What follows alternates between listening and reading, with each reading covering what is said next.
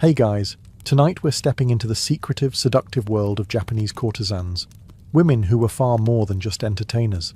They were artists, elite companions, masters of intrigue, and sometimes survivors of unimaginable pressures. But one subject rarely discussed is what happened when these high-ranking courtesans got pregnant. From secret abortions to bizarre herbal remedies, and even chilling rituals whispered about behind closed doors, their methods were often as shocking as they were heartbreaking. So before you get comfortable, take a moment to like the video and subscribe, but only if you genuinely enjoy what I do here. And let me know in the comments where you're tuning in from and what time it is for you. It's always fascinating to see who's joining us from around the world. Now, dim the lights, maybe turn on a fan for that soft background hum, and let's ease into tonight's journey together. Imagine being dressed in 12 layers of silk so tight you can barely breathe, your hair styled with enough pins to conduct lightning, and your feet forced into wooden shoes so high one wrong step could land you in the next life. Welcome to the daily grind of an Edo period courtesan. Yoshiwara, the most famous red light district of old Tokyo, wasn't just a neighborhood. It was a stage, a fantasy world wrapped in incense smoke, lantern glow, and heavy denial. To the outside world, courtesans were living art.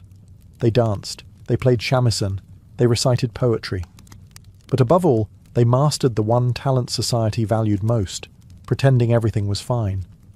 Spoiler alert, it wasn't. Behind the fans and flirtation, the courtesan's life was less Cinderella, more luxury hostage. These women were bought young, often sold by their families for a sack of rice and the vague promise of opportunity. They were trained like opera singers and gladiators combined. Make no mistake, they were elite, but they were also owned. Every step they took, every client they smiled at, every coin they earned, belonged to someone else. Usually a brothel owner, or oya, which is Japanese for overlord with good lighting.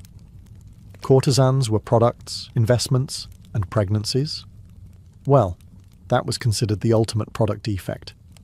Because if there's one thing worse than losing money in business, it's having your best performing merchandise go out of service for 9 months. Now, in a perfect world, a courtesan might have taken time off for a baby shower, a sabbatical, maybe a quiet retreat with prenatal yoga and hot stone therapy. But this wasn't a perfect world.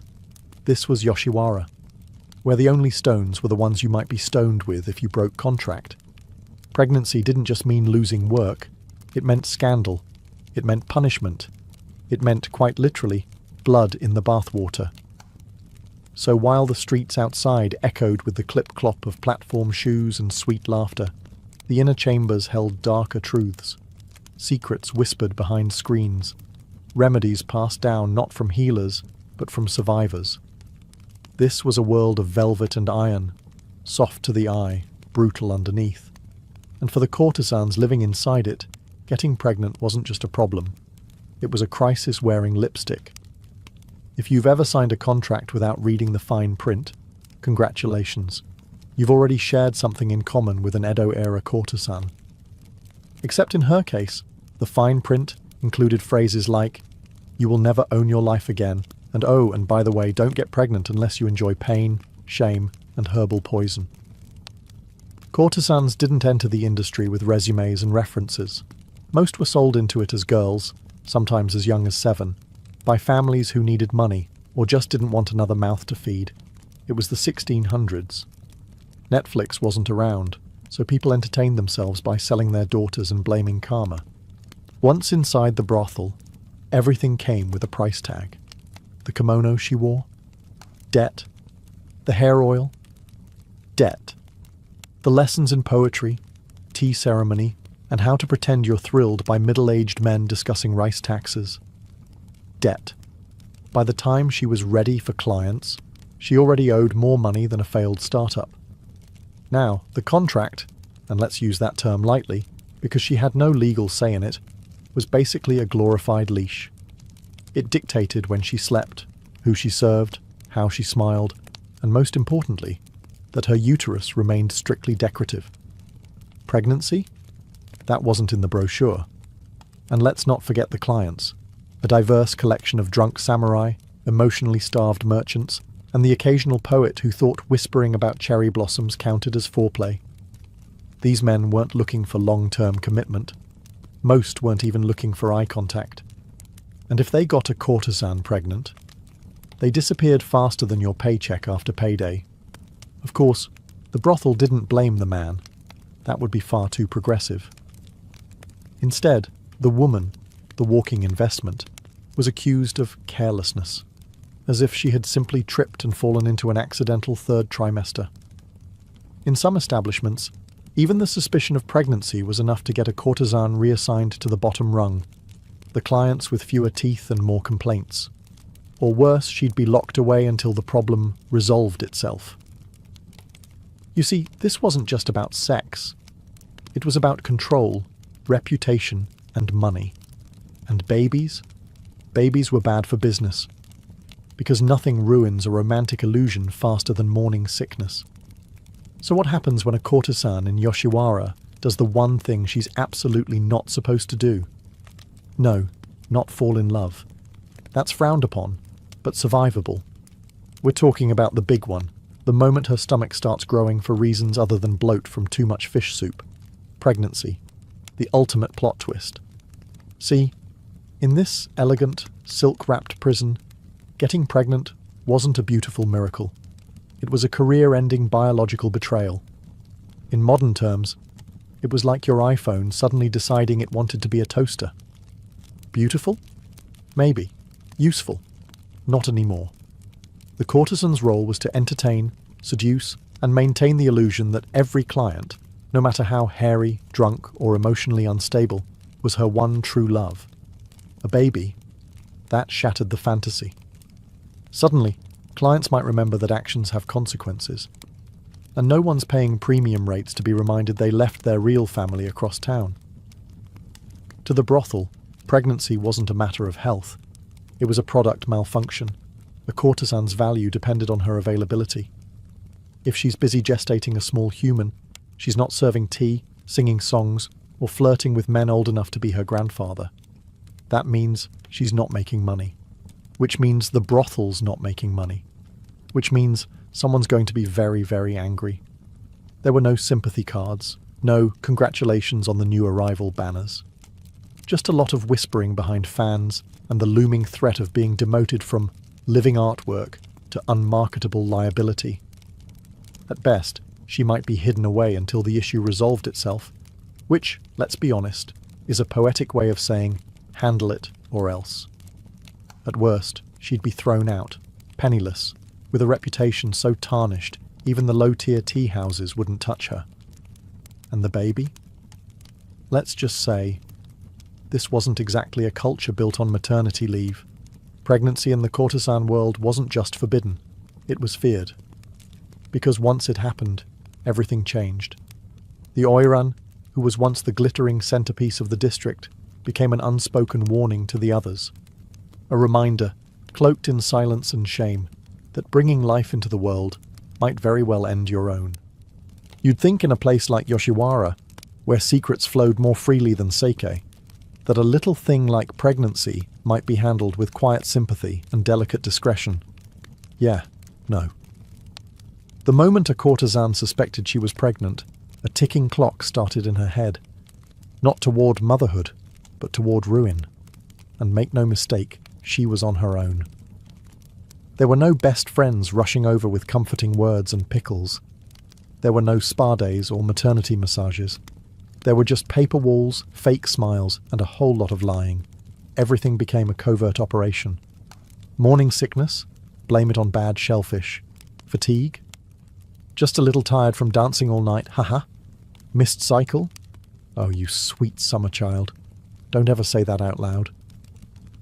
Beneath the surface-level glamour of painted faces and elegant kimonos was a parallel world of whispers, hushed rituals, and quiet panic. Courtesans shared remedies in code, passed down like haunted family recipes. Try the tea with 3 leaves, not 5. 5's for headaches. 3's for, well, you know. Even the act of checking if you were pregnant had to be done in secret. Some girls became experts at reading their bodies like they were decoding enemy messages. A missed period could mean anything, right? Stress, diet, Mercury being in retrograde, or, as it was known in the Edo period, we pissed off another god again. And if you were certain, that's when the real performance began. You still had to work, still had to flirt, still had to endure being pawed at by clients who definitely caused this in the first place, without them ever suspecting a thing. It was emotional espionage in high heels. Some courtesans even altered the way they walked to hide changes in their body. They'd tighten their obi belts just a little more, risk fainting rather than showing the slightest bump. Vanity? No. Survival. And of course all of this had to be done while still being enchanting, because heaven forbid your emotional distress interrupt someone's evening of purchased romance. Beneath the layers of silk and powdered faces were women quietly waging war against their own biology, and against a world that demanded perfection but offered no grace. And it all had to stay hidden. Because once the secret got out, the kimono wasn't the only thing that could come undone. Let's talk tea. Not the kind you sip while gossiping about your neighbour's suspicious new kimono. No, this tea had a very different purpose. One that came with cramping, bleeding, and the faint possibility of death. Welcome to the courtesan's secret weapon, herbal abortion brews. Because when you couldn't exactly stroll into a pharmacy and ask for one discreet termination, please, you turned to Mother Nature and hoped she was in a merciful mood. The most infamous players in this deadly tea party? Mugwort, safflower, and kanzo, otherwise known as licorice root, which sounds innocent until you realise it was taken in horrifying doses that could make your uterus flip a table. These weren't your garden variety sleepy time teas. These were brewed like potions from a grim fairy tale, steeped long, taken hot, and chugged down in desperate gulps while praying to every god and ancestor you could remember. Did it work? Sometimes. Did it also destroy your insides, induce hallucinations, or give you a fever that felt like a preview of the afterlife? Also yes. The recipes varied. Some were passed between courtesans like coded scrolls. Add ginger if you want it to act faster, one might say. Don't use too much safflower or your skin will start to burn, another might whisper. It was part science, part superstition, and entirely unregulated disaster. The worst part? You had to keep working the whole time. Imagine entertaining clients, smiling sweetly, making small talk about moonlight and cherry blossoms, all while bleeding internally and hoping this was the cup that did the trick. And if the tea didn't work? Well, that just meant it was time to move on to the next method. Because in this game, there were no do-overs, just a terrifying ladder of solutions, each one darker than the last. For some, the herbal tea was enough. For others, it was just the opening act in a play titled, "Please Don't Let the Brothel Find Out." But the truth was clear. In the pleasure quarters, even something as innocent as tea could become a lethal gamble. And when your life is held together by silk, smiles, and secrets, one wrong sip could unravel everything. If the tea didn't work, and let's be honest, herbal roulette wasn't exactly foolproof, there was always another option. More hands-on. Enter the midwives. Not the sweet, smiling birth attendants you might imagine from folk tales. No. These were women of shadows, ghosts in the alleyways of Yoshiwara, legends passed between trembling lips. No signage, no appointments, no receipts, just pain, blood, and a whole lot of praying. They were called Basan, literally old women, and many of them had once been courtesans themselves, retired not by choice, but by the harsh reality of time, and with no savings, no pensions, and no market for grey-haired flirtation. They became specialists in fixing problems. Unofficial ones. You didn't find them. You heard about them. A whispered name, a folded note tucked in a sleeve. You knocked on the right door at the wrong time of night and hoped you brought enough coin and enough courage. The tools? usually a mix of crude implements, boiling water, cloth rags, and whatever's lying around. Surgical steel, sanitation, a concept for another century. No anesthesia, no aftercare.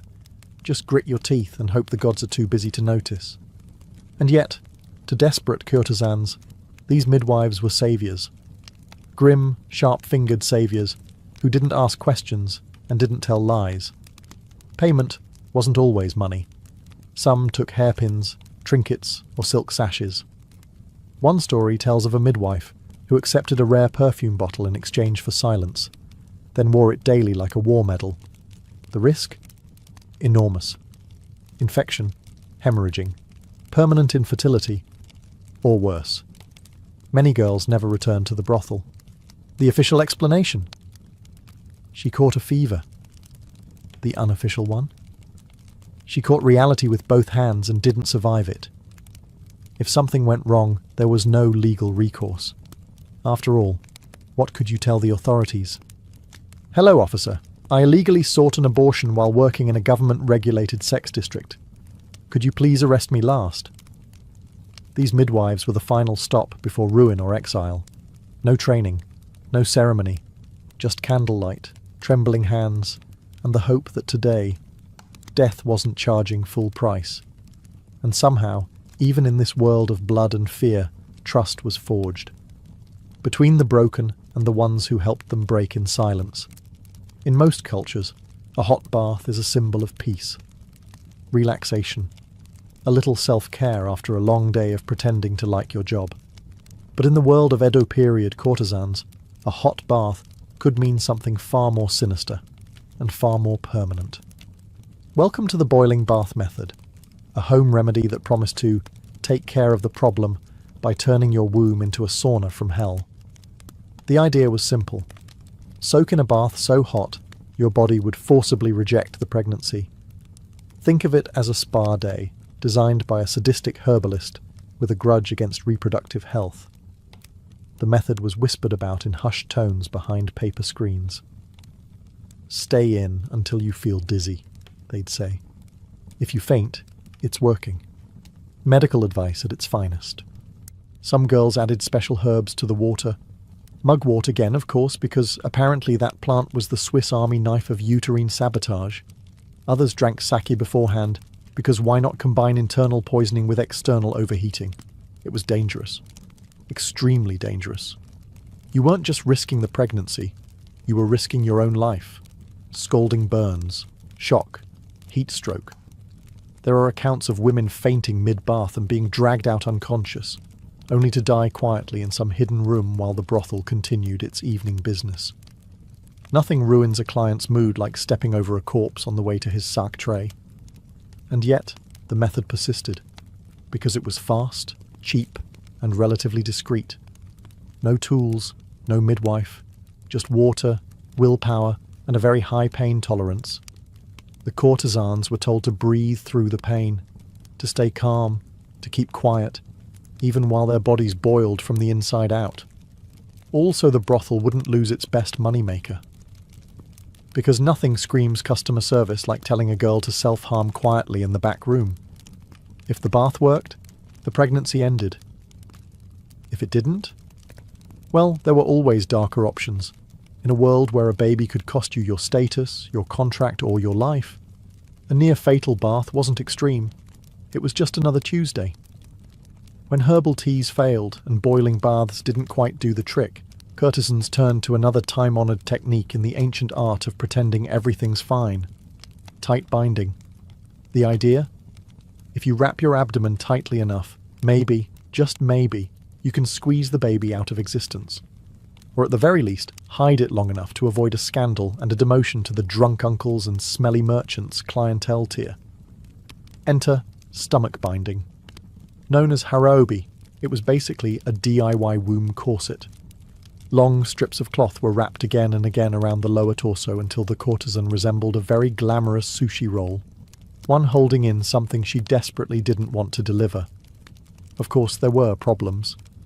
Minor things, like breathing, and digestion, and that pesky little issue of internal organ compression. But in the pleasure districts, comfort was always optional. Image was everything. Some courtesans bound themselves so tightly they could barely sit down, let alone dance, pour tea, or carry on a conversation about the beauty of the cherry blossoms. But they did it anyway, because a visible pregnancy was social suicide. And in Yoshiwara, appearances weren't just maintained. They were enforced. The courtesans became experts at posture control. Standing up straight wasn't about elegance. It was about keeping pressure on the womb. Slouching meant loosening the bind. Loosening the bind meant discovery. Discovery meant doom. Some even slept with the binding still on, as if constricting their midsection 24/7 would convince the fetus to rethink its life choices and quietly back out. It didn't, of course, and binding didn't stop the pregnancy. At best, it delayed the reveal. At worst, it caused complications. Ruptured tissues, dizziness, fainting, internal bleeding. But none of that mattered when the alternative was losing everything you'd bled and smiled and danced to build. It wasn't about comfort. It wasn't even about safety. It was about survival and illusion. Because in the world of Japanese courtesans, the belly must remain flat, the smile serene, and the truth tightly wrapped beneath layers of silk and shame. Even if what you're really hiding is heartbreak. At some point, you have to admire the creativity. Because when teas, baths, and body wrapping failed to correct the issue, courtesans sometimes turned to the most comforting thing available in any crisis: food. And not just any food, rice balls soaked in sake. Yes, fermented rice, wrapped lovingly in cloth and consumed in hopes that it might dissolve an unwanted pregnancy like yesterday's gossip. The logic? Dubious. The desperation? Very real. Folklore whispered that vinegar, sake, and certain fermented foods had weakening effects on the womb. Courtesans were told, by each other, by old servants, by the midwives with half an herb shop in their apron, that if you ate just the right combination of ingredients, you could wash the seed away. It sounds like a tragic fairy tale, and in many ways it was. The recipe varied by district. In one brothel, the go-to method involved warm sake, mixed with crushed garlic and pickled plum, which probably tasted like despair with a hint of nausea.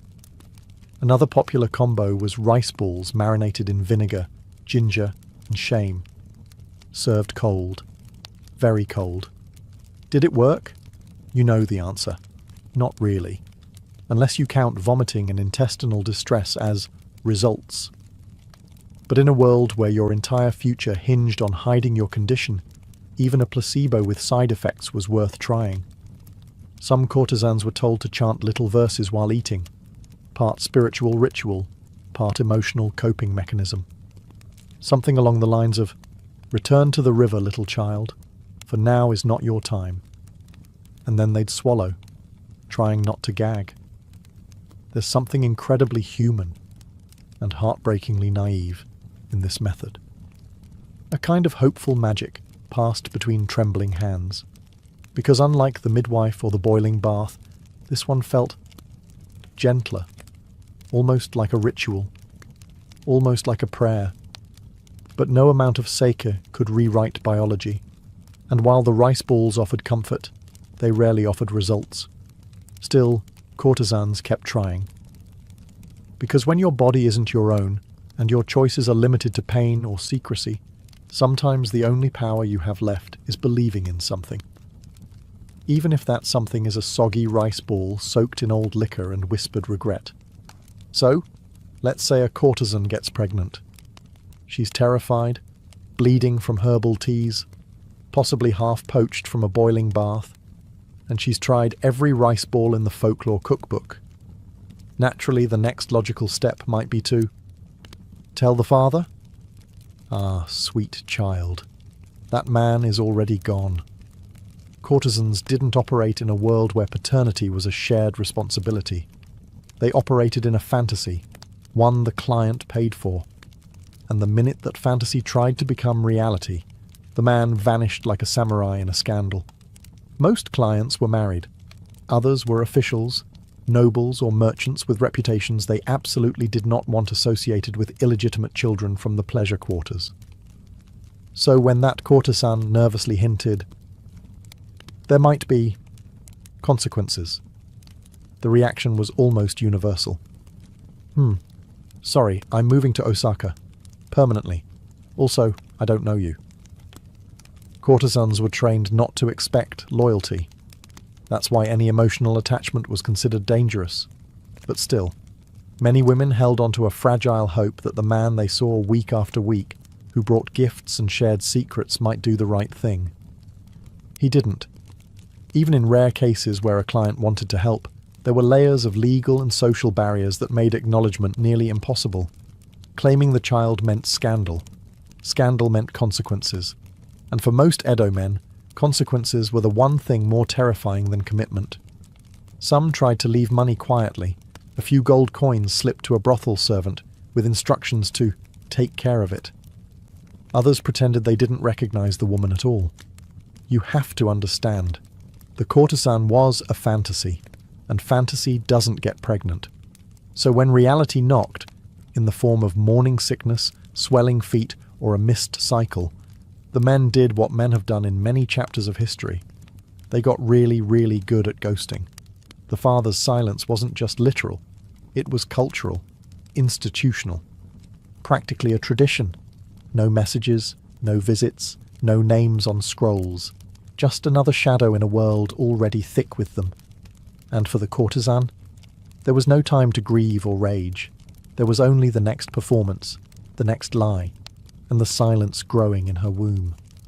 If pregnancy was a personal disaster, then letting the brothel find out. That was the apocalypse, complete with dramatic consequences, zero sympathy, and absolutely no baby shower. You see, the brothel wasn't just your workplace. It was your world. Your landlord, your agent, your stylist, your parole officer, all rolled into one. And like most institutions that care deeply about profits and very little about people, it had one golden rule: don't get pregnant. So what happened when a courtesan slipped up? Well, it wasn't handled with sensitivity or a calm sit-down with the boss. No, we're here to support you vibes. Just a lot of side-eye, passive-aggressive fan-snapping, and the looming sense that you were about to be thrown under the gilded bus. The moment the suspicion arose, maybe you were walking a little slower, eating a little less, or just existing too carefully, the whispers began. First came the rumours. She's getting fat. She looks pale. She skipped her cycle. I heard it from the maid who empties the chamber pots. Then came the surveillance. Suddenly, you weren't allowed to leave the room alone. Your friends were asked to report on your activities. You were given less work, not out of compassion, but because they were prepping your replacement. And finally, if they were sure, punishment. Now, this varied depending on the brothel's mood, status, and general appetite for cruelty that day. Some demoted the courtesan to the lowest ranks, forcing her to serve the roughest, drunkest, least hygienic clients imaginable. Others confined her to her room until she dealt with the issue. Some simply kicked her out. No money, no support. Just a silk bundle of shame and a warning to others. In more elite houses, there was the illusion of discretion. They'd claim she was on retreat or visiting family. But everyone knew what that meant. Pregnancy wasn't just a personal failing, it was a business risk, a contamination of the illusion. And in a system built entirely on fantasy, reality was considered rude. So when the brothel found out, there were no tears, no hugs, just cold calculations, and the slow, quiet erasure of a woman who broke the one rule everyone pretended wasn't already broken. When you've tried every tea, choked down the vinegar rice balls, nearly boiled yourself like an overseasoned dumpling, and the brothel's starting to look at you like a faulty lantern, you've got two options: confess and face the consequences. Run like hell. And some courtesans chose exactly that. They disappeared.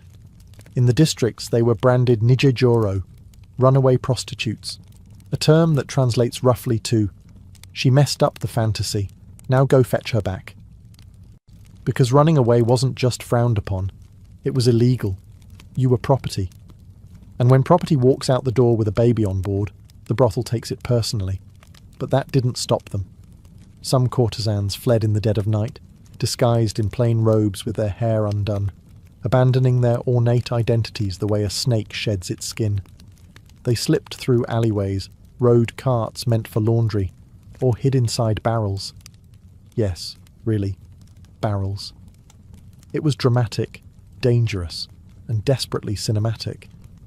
Where did they go? Anywhere that didn't require perfume and pretending. A cousin's farm, a mountain shrine, a fishing village where no one asked questions unless you stole their sake. Places where the name Yoshiwara didn't open doors. It closed them. Not everyone made it. Some were caught, dragged back and punished publicly, both as a warning and a morale booster for the rest of the staff. Look what happens when you act like you have free will. Others disappeared so completely they became urban legends. Did you hear about the Oiran who ran off to become a nun? They say one lives in the hills now, reading fortunes and raising her child like a ghost. But running wasn't freedom. It was just a different kind of cage. One where you traded makeup and money for silence and survival. And yet, for many, it was the only choice that still felt like a choice. Because when your entire world is painted in rules and red lipstick, the scariest thing isn't leaving. It's staying. And pretending it didn't happen. So they ran. Not for revenge, not for rebellion, just for the smallest, most dangerous luxury of all. Hope.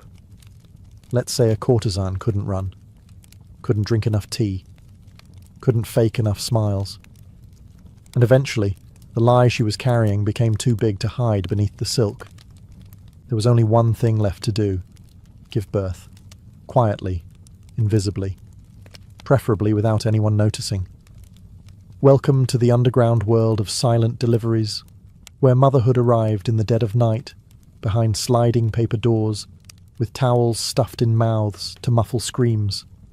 No birthing chairs, no midwives in cheerful aprons, no cries of joy, just urgency, terror, and if you were lucky, someone who knew how to boil water without asking questions. Sometimes it happened in secret rooms, ones the brothel conveniently didn't know about. Other times, it happened in storage closets, behind drapes, or even outdoors under cover of darkness. Because nothing says beautiful miracle of life like squatting behind a bathhouse with a handkerchief in your teeth. The courtesan had to remain calm, because if she made too much noise, she wasn't just risking scandal, she was risking exile, or worse. And there was no fanfare, no name-picking ceremony, just a bundle of blood and breath wrapped in a cloth and hidden before dawn. If she was very fortunate, a servant girl or an old retired courtesan might help. These were women who'd seen it all and kept their mouths shut tighter than a lacquered box. They brought towels, boiled water, whispered prayers, and never asked what would happen to the baby afterward. And the baby? Well, that was the question no one wanted to answer. Some were taken away immediately. Others stayed hidden for a few days, tucked in a corner, fed in silence, loved with trembling hands. But everyone knew this was temporary. The child didn't belong here. There was no room in the pleasure quarters for innocence. What these women endured, physically, emotionally, is almost unspeakable.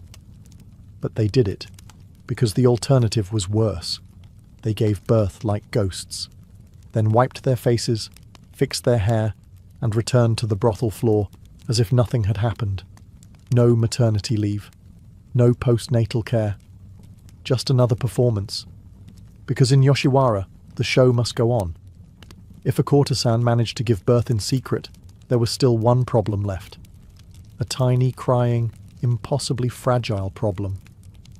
And in the pleasure districts, babies weren't blessings. They were liabilities with lungs.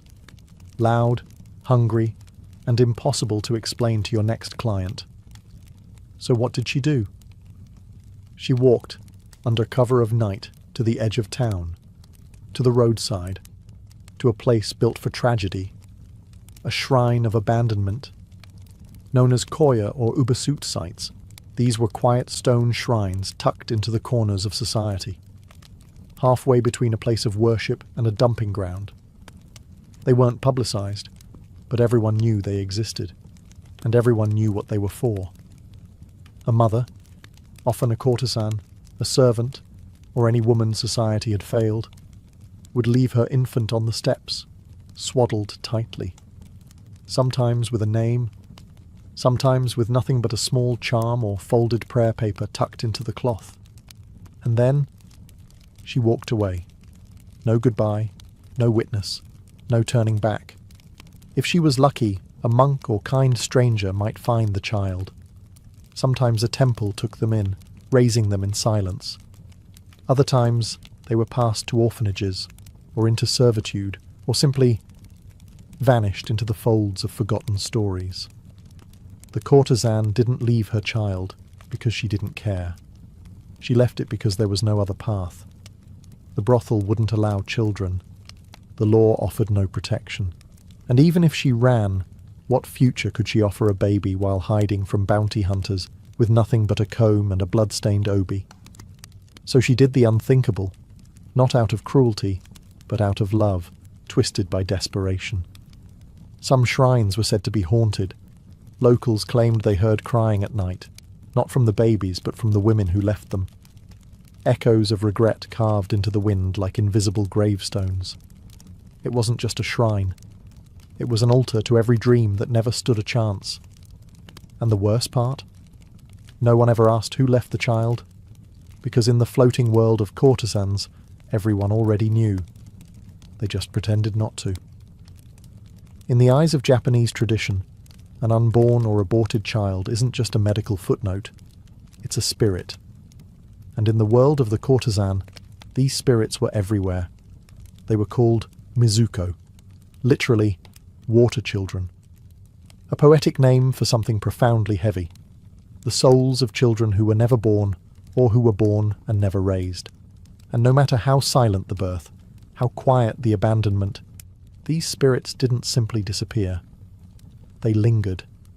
Mizuko were believed to float between worlds, not fully in the realm of the living, yet not quite passed on either.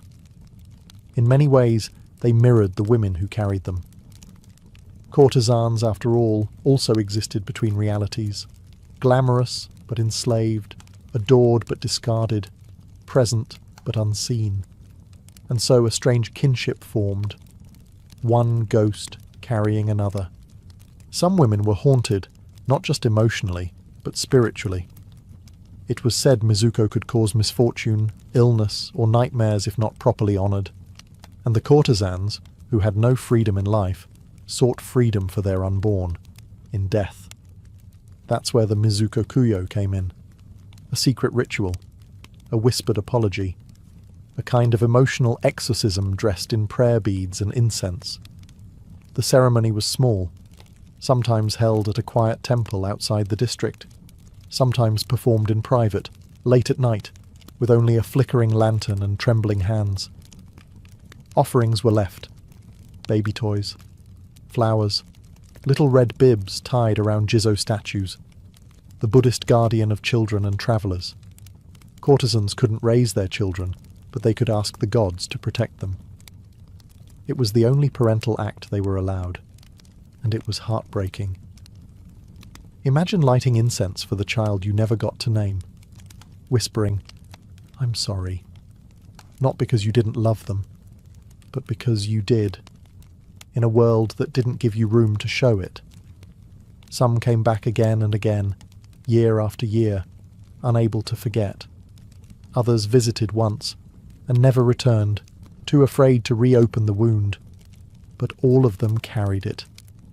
Because even in a world built on forgetting, some memories refused to drown. Mizuko weren't just spirits, they were reminders that love existed, however briefly, even in the darkest corners of silk and shadow. In Yoshiwara, the pleasure district was always loud. Laughter echoed down lantern-lit alleys. Music floated through the sliding doors. Perfumed clients shouted about love they didn't mean. Courtesans giggled, poured sake, and told 100 lies an hour, all for the price of illusion. But beneath all that noise, something remained perfectly still. Silence. A specific, deliberate kind. The kind that wrapped itself around certain topics, like a velvet chokehold. And at the centre of that silence was the unwritten rule. We don't talk about pregnancy. Every courtesan carried an invisible weight. Contracts, expectations, debt, desire. And for the ones who got pregnant, that weight tripled overnight. It pressed on their lungs, their decisions, their very skin. But somehow they kept dancing.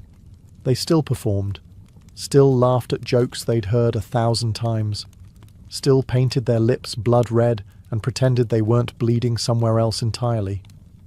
Because strength, in Yoshiwara, wasn't about force. It was about endurance. The ability to carry your pain like it was part of your costume. To cry only when your makeup was waterproof. To bind your womb, bind your heart, and keep serving tea as if nothing inside you was unravelling. Some might say they were trapped, and they were. But even in the cage, they found ways to sing. They learned to master control, not over their fate, but over how they wore it. They consoled each other with gestures instead of words. They protected secrets not because they were ashamed, but because trust was rare and sacred. They taught younger girls the quiet codes, how to hide, how to lie convincingly, how to survive one more day in a world that profited from their obedience. They weren't fragile like glass. They were fragile like porcelain, beautiful, dangerous to mishandle, and capable of enduring centuries of pressure. No one wrote poems about that strength. There were no plays, no woodblock prints, only silence and survival. But if you looked closely, in the tilt of the head, the narrowing of the eyes, the slight tremble in the hands pouring tea, it was there. They were artists, yes, but they were also warriors, painted in rouge and wrapped in silk. And for those who carried the unbearable, the unborn, the forgotten, the shame no one dared name, the fact that they still stood at all, that was strength, disguised as elegance, disguised as grace. But make no mistake, it was strength. They were never supposed to be remembered.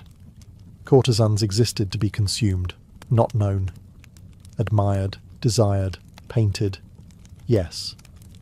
But understood? Never. And once they faded from the spotlight, they were swept aside like yesterday's incense smoke. Especially the ones who got pregnant. There were no statues for them, no poems carved in stone, no history books recording the names of the girls who bled quietly behind the screens, who left offerings for children no one else ever saw, who disappeared in the night with swollen bellies and broken contracts. But they existed, and they mattered. Behind every fan flutter and practiced laugh was a human being surviving the impossible. They carried beauty like armour and shame like a shadow. They were punished for wanting love, exiled for making life, and buried in the footnotes of history like an inconvenience. And yet, they still found ways to fight.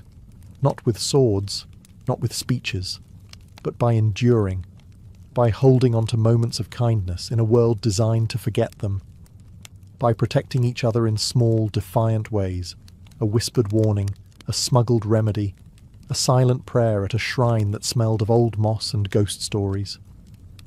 Remembering them isn't just about justice. It's about truth. It's about pulling back the silk and acknowledging what was really there all along. The heartbreak, the resilience, the quiet rage of women forced to choose between survival and self. They weren't weak. They weren't shameful.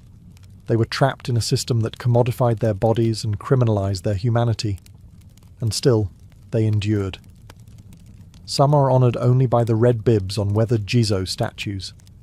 Some are remembered in the aching melodies of old shamisen songs. Most are unnamed, unheard, and unseen. But tonight, we remember them.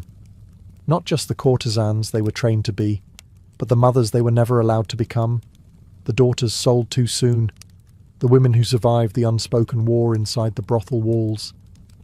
They lived in the shadows, but that doesn't mean they should stay there. Whoa. It didn't start with a bang. No, the moment that would transform the American West forever came quietly, as soft as the flow of the American River itself. It was January 24th, 1848. James W. Marshall, a carpenter overseeing the construction of a sawmill for a man named John Sutter, was inspecting the tail race, the ditch that allowed water to flow away from the wheel. The water was rushing a little too fast. Rocks had shifted. The soil needed clearing. Then he saw it. A flicker. A flash. A yellow gleam in the muddy shallows. Gold. He picked it up, rolled it between his fingers, bit it, because that's what people did in those days to check if wealth had actually arrived. He showed it to a colleague, then to Sutter. And Sutter, upon realizing what this meant, didn't cheer. He didn't celebrate. He panicked. Because Sutter had a dream, an empire of agriculture, peaceful, profitable, and utterly not filled with treasure hunters. A gold rush would bring chaos, squatters, thieves, land disputes. And it did, just not right away. You see, for a short moment, they managed to keep it quiet. A secret fortune, a private revolution. That moment didn't last. Within weeks, whispers echoed across saloons and trading posts. By spring, sailors in San Francisco were abandoning their ships mid-voyage. Entire towns emptied overnight. Men ran from jobs, from homes, even from families, all chasing a river-born dream. What began as a fluke on the edge of a sawmill would ignite the single largest mass migration in American history. Gold fever was airborne, and no one was immune. By the time word reached the East Coast and trickled across oceans to China, Chile, and Australia, it was too late. California was no longer just a distant frontier. It was an obsession, and all because one man saw a glimmer in the dirt. It wasn't the first time gold had been found in America, but it was the first time it rewrote the future overnight, because this wasn't just a discovery, it was a spark, and everything was about to catch fire. By the time 1849 arrived, California was no longer a distant rumour. It was a magnet, and the world was iron. Tens of thousands of people, mostly men, were on the move. From New York to New Orleans, from London to Lima, from Canton to Cape Horn, the rush had begun. They came on foot, by wagon, through blistering deserts and over ice-choked mountains. They came on ships that rounded the tip of South America, months at sea, just for the chance at a golden miracle. They were dreamers, desperate men, adventurers, crooks, widows in disguise. Entire ships were abandoned in San Francisco's bay, their crews running inland with shovels and gold pans. Some called it madness, others called it destiny. By the end of that single year, California's population exploded from barely 15,000 to over 90,000. San Francisco ballooned from a sleepy port to a wild, chaotic boomtown. Streets were lined with tents, gambling halls, and hastily thrown together wooden shacks. The sound of hammers and pickaxes filled the air, competing with music, shouting, and gunfire. There were no banks, no law, no plumbing, just gold fever and the insanity that came with it. They called themselves the 49ers. Most arrived poor, sunburned, and covered in dust. They carried little more than blind hope and crude tools. Few had mining experience. Even fewer would strike it rich. But the dream was powerful enough to erase the odds. One man might dig for months and find nothing. Another could stumble upon a sparkling nugget the size of a walnut and suddenly be rich beyond imagination, at least until he lost it all in a drunken poker game. And still, they came. Every wagon that creaked westward carried more than tools. It carried ambition, desperation, and a fierce belief in reinvention. That out here, past the edge of everything, a man could become something new. 1849 wasn't just a year, it was a breaking point. And it reshaped not only California, but the very idea of America, a nation now obsessed with movement, with fortune, and with the myth that the next shovel full of dirt might change everything. When the gold came, the towns followed, almost overnight. A miner struck it rich near a stream, word got out, and suddenly hundreds of tents popped up like mushrooms after a storm. Within weeks, the tents turned to timber shacks. A saloon opened, then 2, then 10. A blacksmith arrived. Maybe a newspaper, a gambling hall. And just like that, a town was born. They called them boom towns because they didn't grow. They exploded.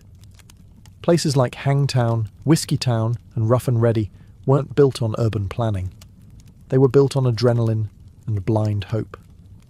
There were no mayors, no laws, no sidewalks, just mud, whiskey, and a whole lot of men with pickaxes and short tempers.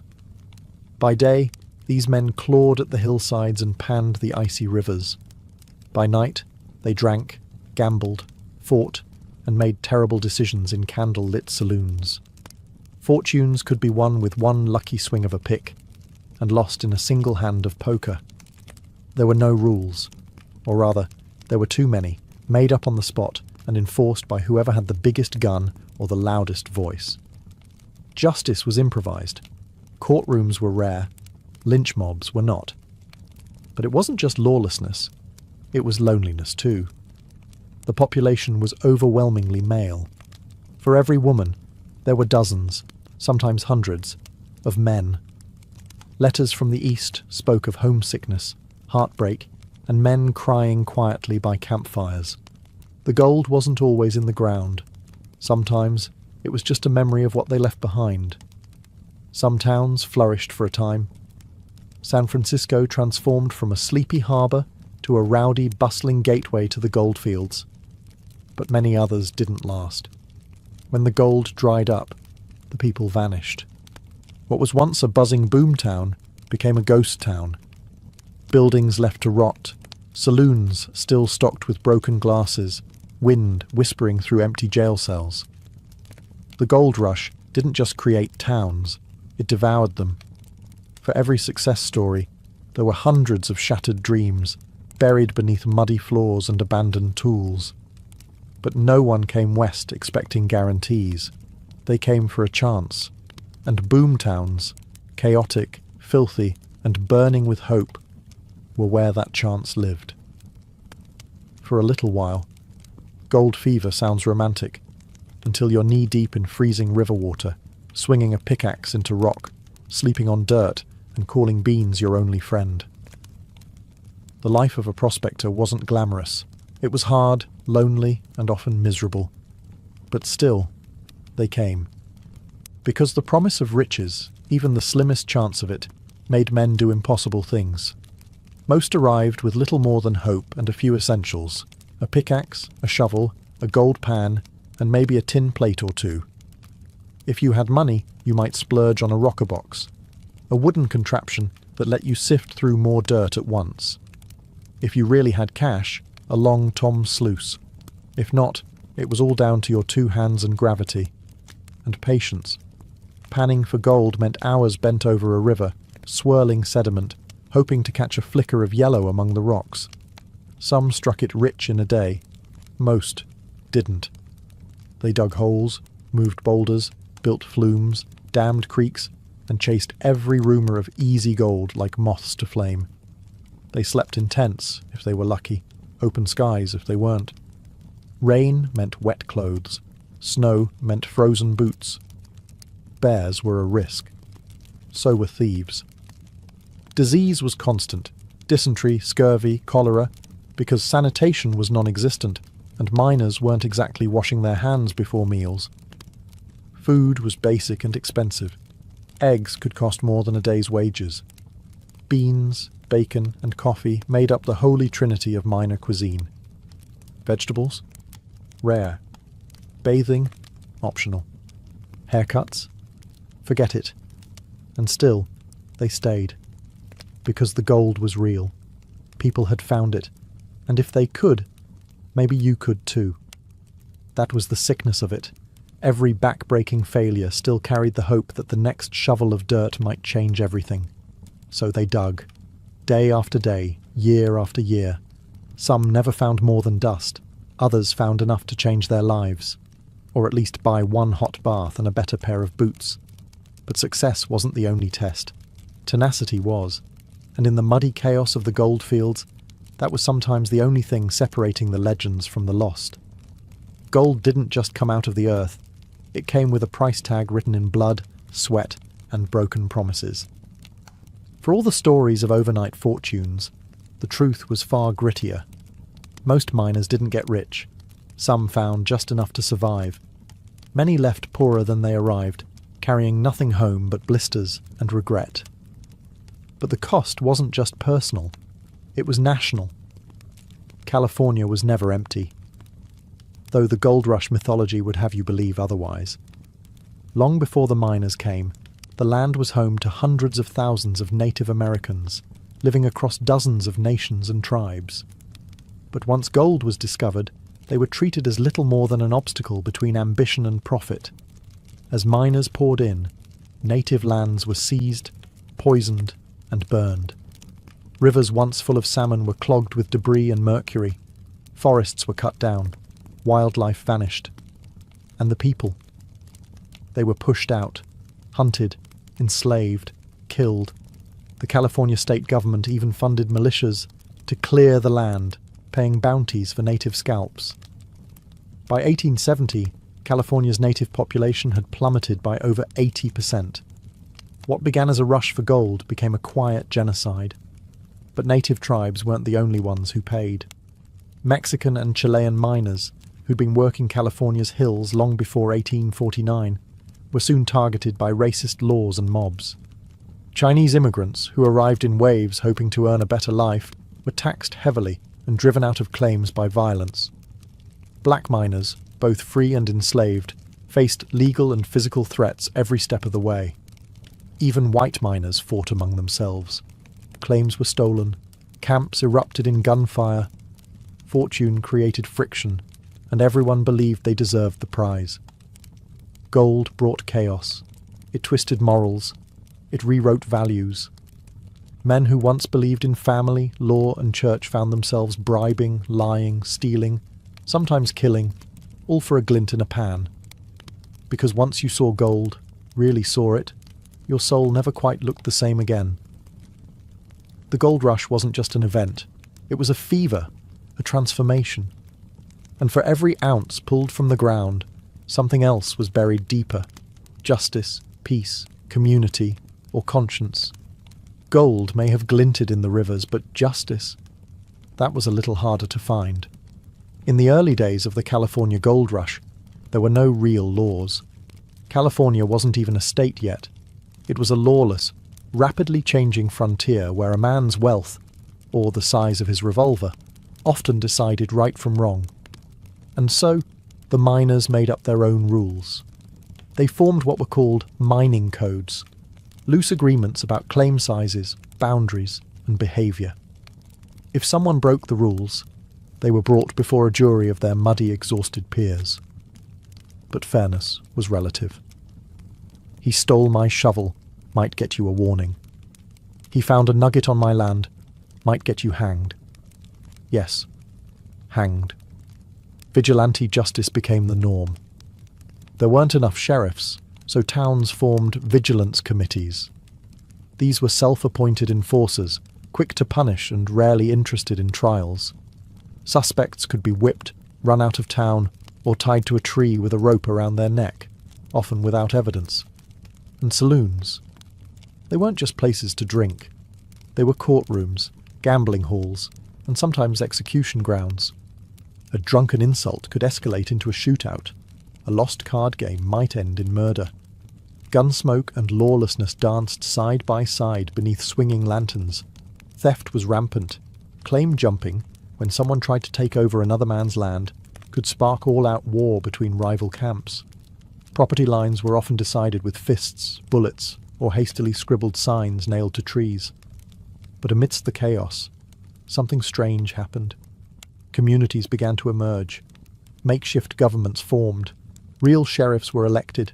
Towns started building courthouses instead of gallows. California drafted a constitution in 1849. even before it officially became a state in 1850. The Wild West began to tame itself, slowly, violently, unevenly. But the scars of that early lawlessness never quite healed, because in the goldfields, justice had always been improvised, and even when the rules arrived, they came too late for many, buried beneath the hills, forgotten in dry creek beds, or swinging from tree branches that once doubled as judges. The California Gold Rush wasn't just an American story. It was a worldwide alarm bell, and it rang loud. By 1850, ships from every continent were docking in San Francisco Bay, their sails heavy with wind, their decks heavy with dreamers. Gold fever had gone global, and California wasn't just a place. It was an idea. They came from Chile, seasoned miners who had worked South America's goldfields long before the discovery at Sutter's Mill. They came from Peru, Mexico, and the West Indies, bringing skills, spices, and music.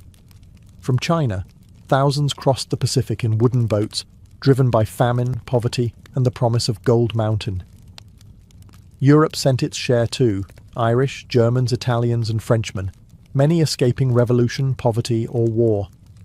Even a handful of Australians showed up, having chased their own gold and figured they'd try again on another continent.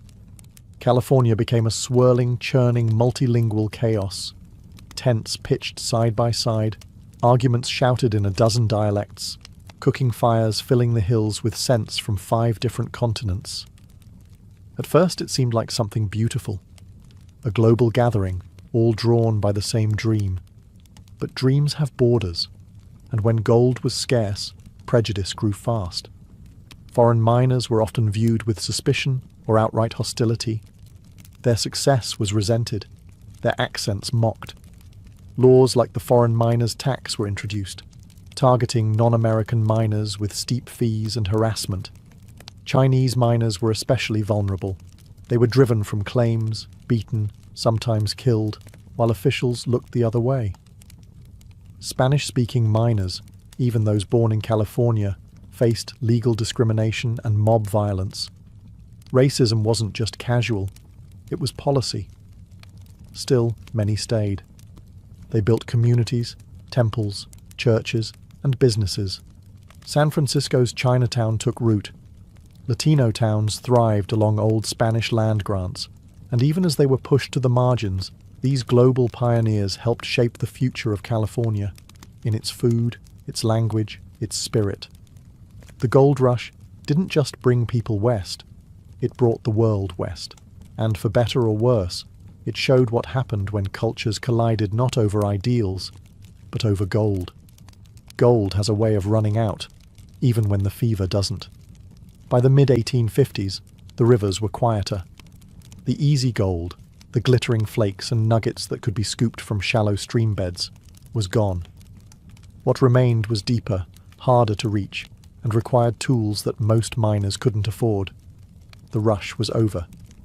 Those who came expecting instant wealth now faced a cruel truth. The gold rush had never been a promise, only a gamble. And for most, the house had won. Some stayed, switching from panning to wage labour in large mining operations. These industrial outfits used hydraulic mining, massive jets of water blasting entire hillsides apart to extract the precious metal. It was faster, more efficient, and devastating. Landscapes were shredded, rivers clogged with debris and mercury. Farmland downstream was ruined. The gold might have still been flowing, but it came at a terrible cost, and lawsuits would eventually bring hydraulic mining to a halt decades later. Meanwhile, many of the original 49ers packed up and left, broken by exhaustion, illness, or simple disappointment. Some returned home, pockets empty.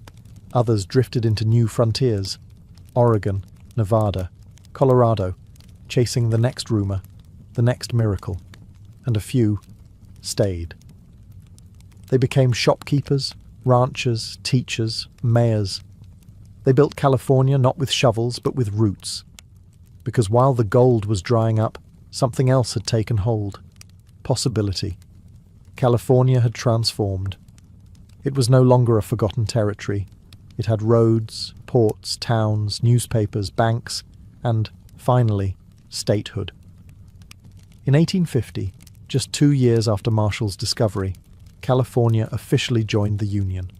The gold rush was over, but its impact was irreversible. It had redrawn the map. It had filled the West with people, ambition, and violence.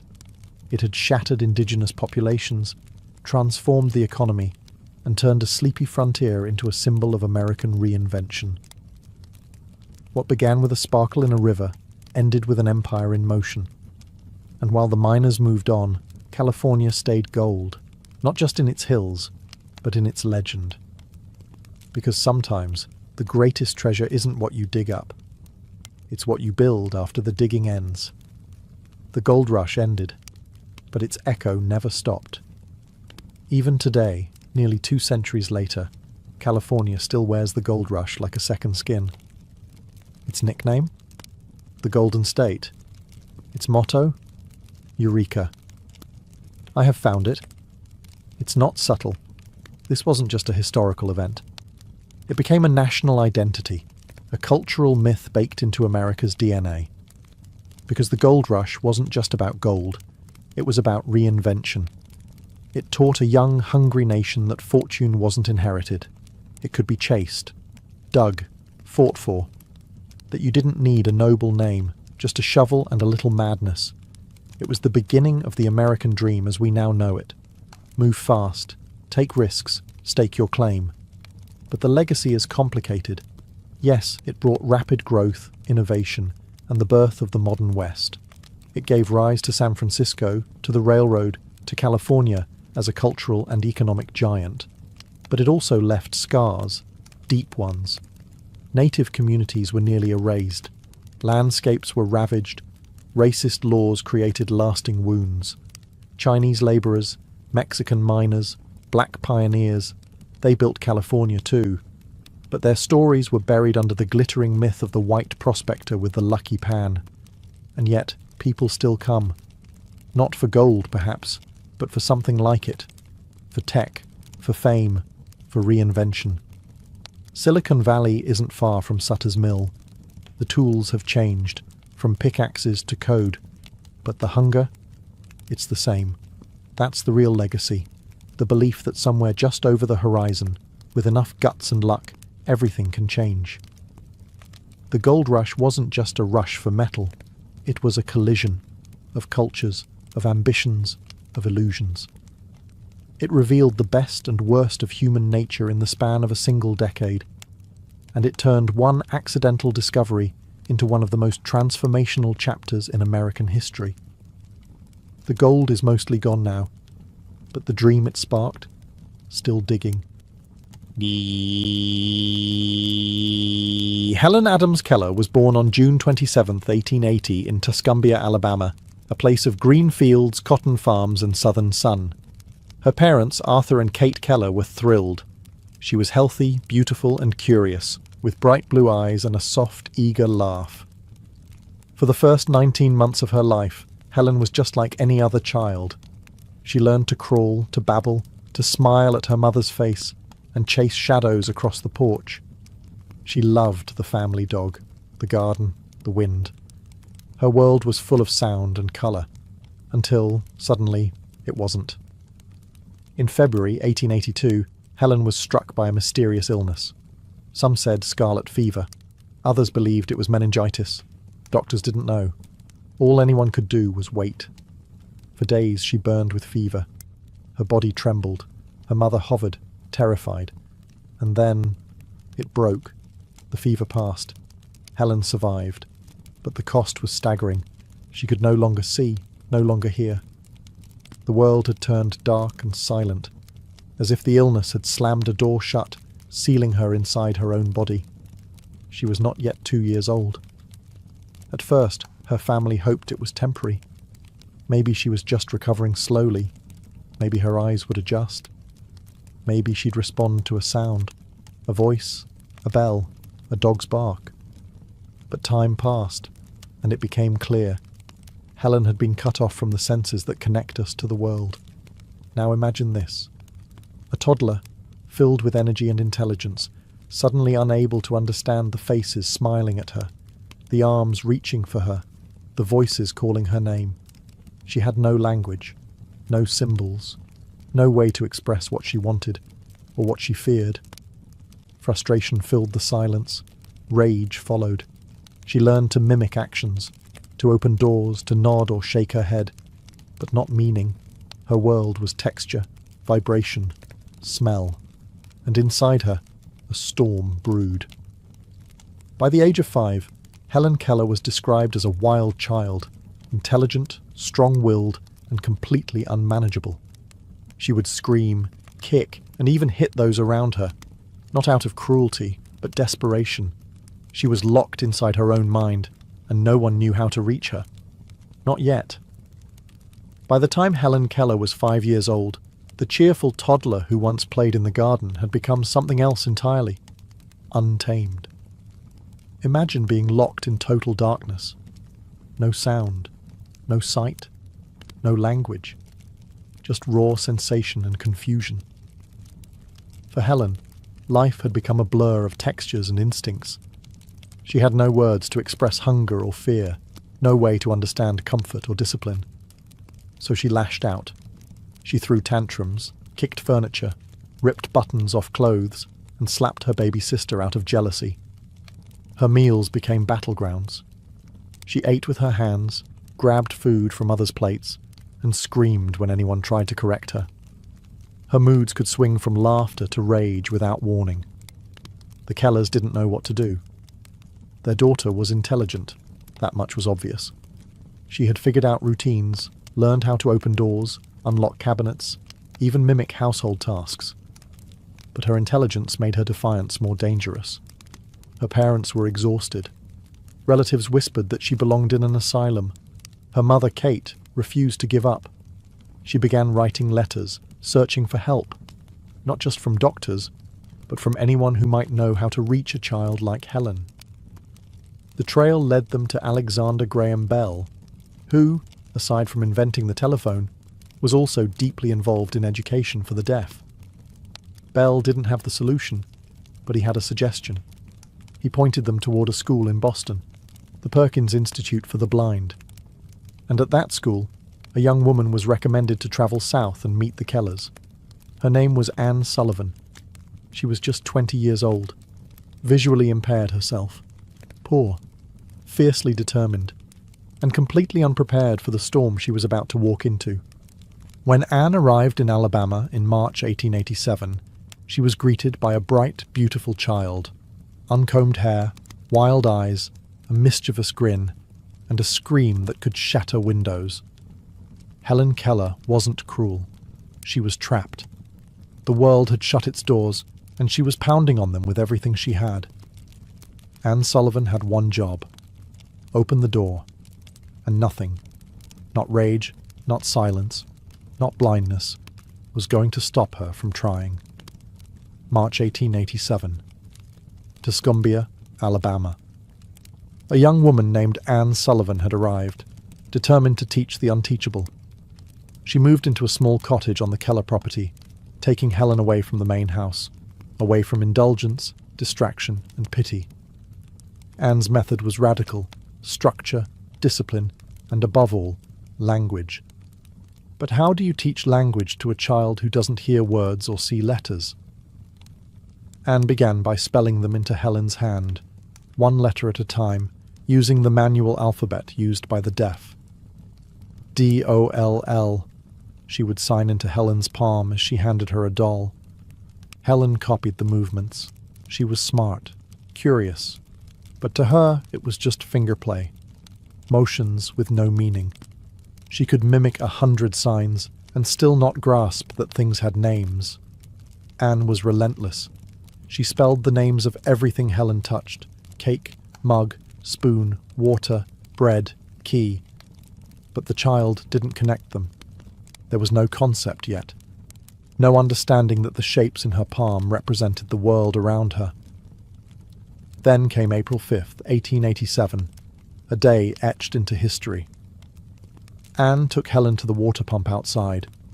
In one hand she placed Helen's fingers under the flow of cool water.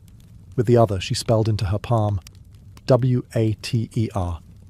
Again and again. Water splashing, fingers moving. Water. Suddenly, Helen froze. The chaos inside her calmed. Her face lit up with wonder. She dropped the mug. She touched the ground. Anne spelled earth. She touched the pump. Anne spelled pump. She touched Anne's dress, her face, her own hand. She had gotten it. For the first time in her life, Helen Keller understood that everything had a name, and that words could be touched, felt, learned. That single moment shattered the walls that had imprisoned her since infancy. A door had opened, and Helen, once locked in silent darkness, had found her way through. By nightfall she had learned 30 words. She would go on to learn thousands. But that was the moment the silence broke, and the world, for the first time, had meaning. Once Helen understood that words had meaning, there was no going back. The door had opened, and now she wanted to run through it. Her mind, starved for years, devoured everything Anne offered. Nouns, verbs, adjectives. She wanted to name the entire world. Every object, every sensation, every emotion. Nothing was too small, too abstract, too complex. Anne could barely keep up. She taught Helen using real-world experience. They walked through gardens, touched flowers, leaves, bark, soil. Helen learned the word flower by feeling a rose, tree, by hugging its trunk, storm, by standing in the rain. And she didn't just want to know what things were. She wanted to know why they were. She asked deep philosophical questions. What is love? Where does the sun go at night? Why do people cry? This wasn't memorization.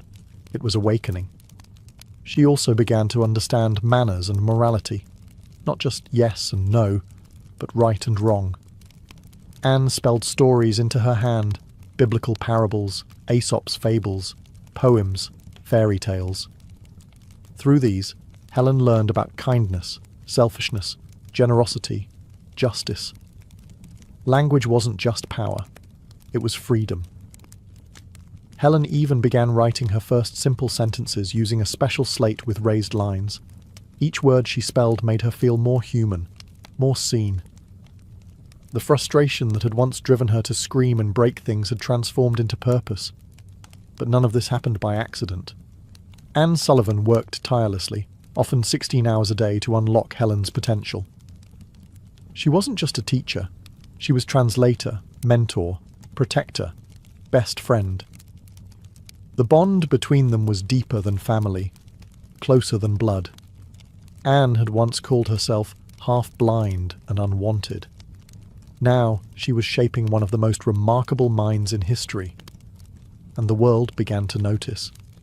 Newspapers started publishing stories about the miracle child in Alabama, the deaf-blind girl who was now reading, writing, learning faster than anyone believed possible. Helen's hunger wasn't slowing down. If anything, she was just getting started. Because now that she had a voice, even if it came through fingers, she wanted to speak to everyone. And one day soon, she would. By the age of 10, Helen Keller had already defied expectations. She could read Braille, write full sentences, and communicate rapidly through fingerspelling. She devoured books, memorized poems, and debated complex ideas with her teacher Anne. But it wasn't enough. Helen didn't just want to communicate. She wanted to speak. The idea seemed absurd. She was both deaf and blind. How could she possibly learn to form words she had never heard, shaped by sounds she had never experienced? But Helen wasn't asking for permission. She was asking for instruction. So in 1890, her family sent her to the Horace Mann School for the Deaf in Boston. There, she met Sarah Fuller, a dedicated speech teacher, who agreed to try the impossible. The method was tactile. Helen placed her fingers on Sarah's lips, cheeks, and throat as she spoke. She felt the vibration of sounds, the shape of the mouth, the movement of the tongue.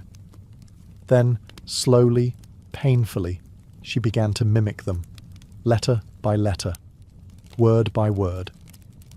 She practiced endlessly, forming syllables in front of mirrors, feeling her own face, repeating each sound dozens of times. Her first word was it. Next came is, I, have. Small steps, giant courage. It wasn't easy. Her voice was difficult to understand at first. Even those closest to her struggled to make out her words. But Helen kept going, because to her, speech was freedom on another level, a bridge to the world she had never truly entered. And every day, her pronunciation improved. Anne was by her side through every attempt, encouraging, correcting, celebrating. Together, they turned what seemed like a miracle into a method. By 12, Helen could speak full sentences. With time, she would learn to give speeches, recite poetry, even engage in lively conversation, though most people still needed an interpreter to understand her clearly. But that didn't matter, because Helen Keller had done what even optimists thought impossible. She gave sound to silence. She had no memory of hearing her own voice. And yet, she had created one, with breath, muscle, and pure defiance. She had found her voice, and she would spend the rest of her life using it. By her mid-teens, Helen Keller had already achieved more than most people expected in a lifetime. But she wasn't content with being a miracle. She wanted to be educated, truly, formally, completely. So she set her sights on something no deaf-blind person had ever attempted: college. The decision stunned people. Some admired it, others mocked it. But Helen didn't care. She enrolled at the Cambridge School for Young Ladies, a prep school for women aspiring to attend Radcliffe College, the sister school to Harvard. It was grueling. Anne Sullivan attended every class with her, spelling entire lectures into Helen's hand, letter by letter, hour after hour. Imagine taking notes when you can't see the blackboard, can't hear the professor, and must absorb every word through touch. Every textbook had to be transcribed into Braille. Every test dictated, word by painstaking word. Helen studied Latin, French, algebra, geometry, philosophy, history, literature. Her days were long, her nights even longer. She often went to bed with sore hands and a spinning mind. There were moments of pure frustration, tears, exhaustion, even doubt. But she never gave up. She was accepted into Radcliffe College in 1900. Suddenly, she wasn't just a student. She was a symbol. Newspapers followed her story. Photographers tried to capture her studying, reading, writing. People wanted to see the blind girl with a mind. But Helen didn't want to be a spectacle. She wanted to learn, not as a novelty, but as an equal. At Radcliffe, she continued her intense studies, even as administrators remained skeptical. Some professors doubted her intelligence. Others found Anne Sullivan's constant presence distracting. But Helen pressed on, proving her intellect over and over. In 1904, at age 24, Helen Keller graduated cum laude from Radcliffe College, the first deaf-blind person in the world to earn a college degree. She had taken on academia without sight or sound, and won. But it wasn't just a personal triumph, it was a public declaration that disability did not mean inability, that the human spirit, given a chance, could outshine every limitation. And Helen was just getting started, now educated, articulate, and ready to change the world. She turned toward a new battlefield: activism. Helen Keller could not hear a crowd cheer or see her name in print, but she could feel injustice, and she refused to be silent about it. With her education complete, Helen stepped into a new role, not as a student, but as a fighter. A voice for the unheard, a symbol for those the world ignored. She became a fierce advocate for the blind and the deaf, but she didn't stop there. Helen took on poverty, women's suffrage, racism, child labour, and workers' rights.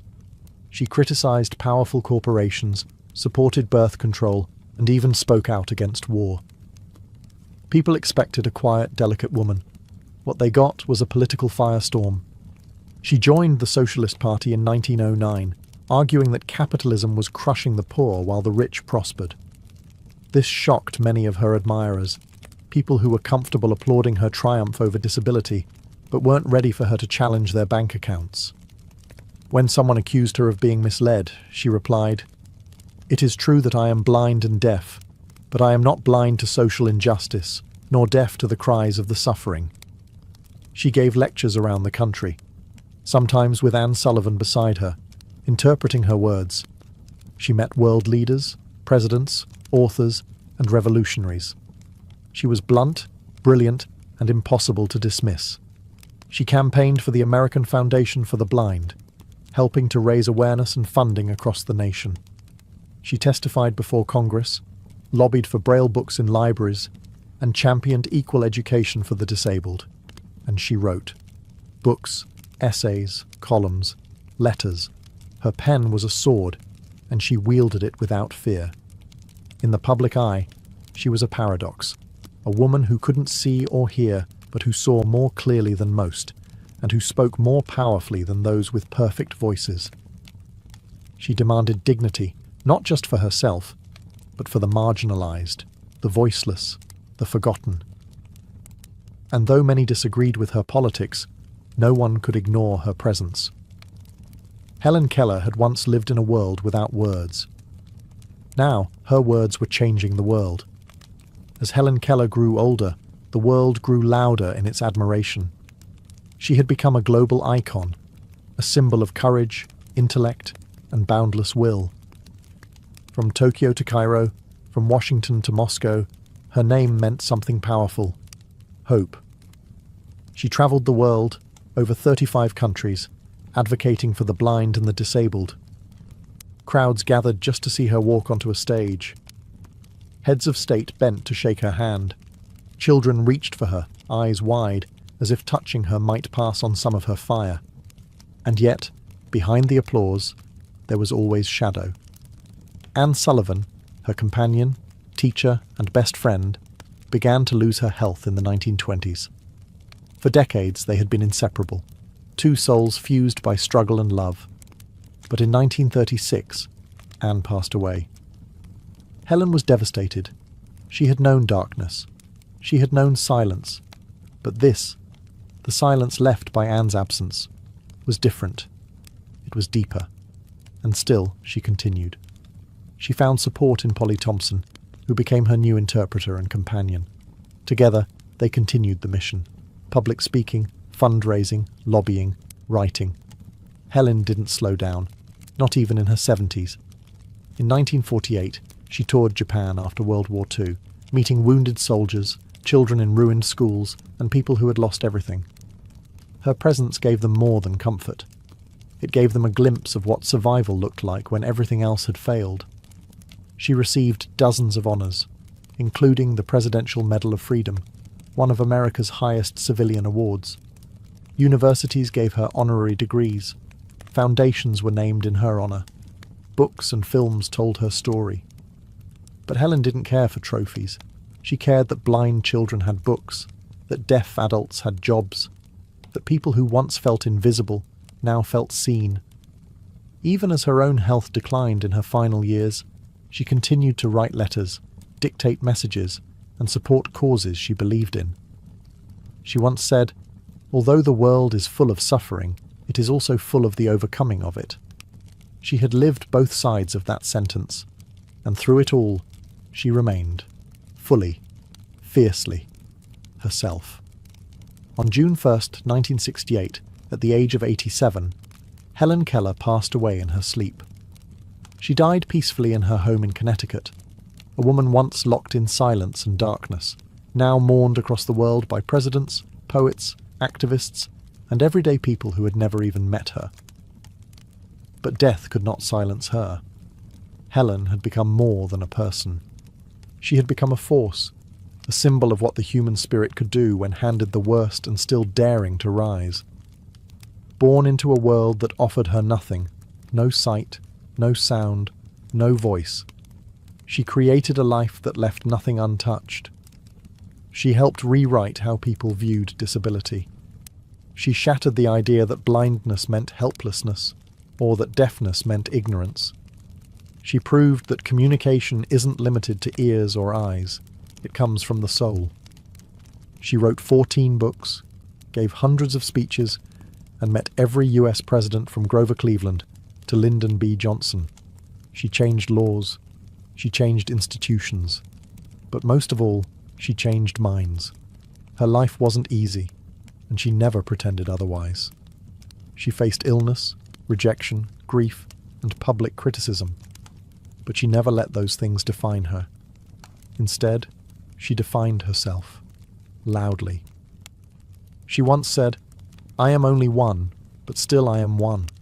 I cannot do everything, but still I can do something." And what she did was reshape history. Today, schools bear her name. Statues stand in her honor. Her books are still read. Her quotes still passed between people in need of strength. And in moments when life feels too heavy, when silence seems too loud, when darkness seems to stretch endlessly, her legacy reminds us. There is always a way through. You may not see it, you may not hear it, but you can be it. Helen Keller never saw a sunrise, she never heard applause, but she taught the world how to listen, and that's a voice that never fades.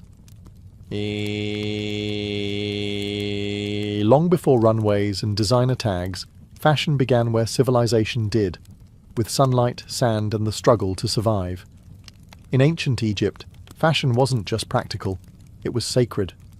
With the Nile as their mirror and the desert as their backdrop, Egyptians draped themselves in linen, light, breathable, and born from the flax that grew along the riverbanks.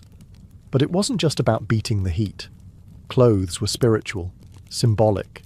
Pharaohs wore finely pleated kilts, golden pectorals, and intricate collars encrusted with lapis lazuli, carnelian, and turquoise. Every colour meant something. White for purity, green for fertility, blue for the gods. The more detailed the weave, the more divine your status.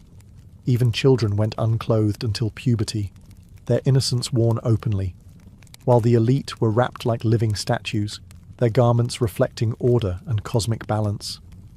Across the Fertile Crescent, in Mesopotamia, fashion served a similar dual purpose: protection and prestige. Men wore woolen skirts tied with belts. Women wore layered robes and veils, the earliest legal code to mention clothing. The Code of Hammurabi actually dictated who could wear what. Veils, reserved for noble women. Slaves, forbidden to wear them. Ancient India brought colour into the conversation. With hand-spun cotton and early silk, people wore saris, dhotis, and turbans dyed with plant-based pigments like indigo and madder root. Their textiles told stories of region, of ritual, of rhythm. The Indus Valley might not have left us volumes of written history, but its tiny terracotta figurines show hairstyles, jewellery, and textiles that speak across time. And then there was China, where silk wasn't just a fabric, it was a revolution. Legend says Empress Lezu discovered it when a silkworm cocoon dropped into her tea. By the time of the Shang dynasty, silk became a state secret, protected as fiercely as gold. Who wore silk? The elite, the rulers, the heavens' favourites. Even this early, fashion was never random. It separated kings from servants, priests from commoners, men from women, and sometimes mortals from gods. The shape of a robe, the twist of a belt, the colour of a thread. Fashion was language before writing, art before galleries, and long before anyone said, "Look at me," clothes already had the world's attention. In the marble halls of Athens and on the crowded streets of Rome, fashion became philosophy and a uniform of identity. The ancient Greeks favoured balance in all things, in architecture, in thought, and in the folds of their garments. Men wore chitons, rectangular linen garments pinned at the shoulder and belted at the waist.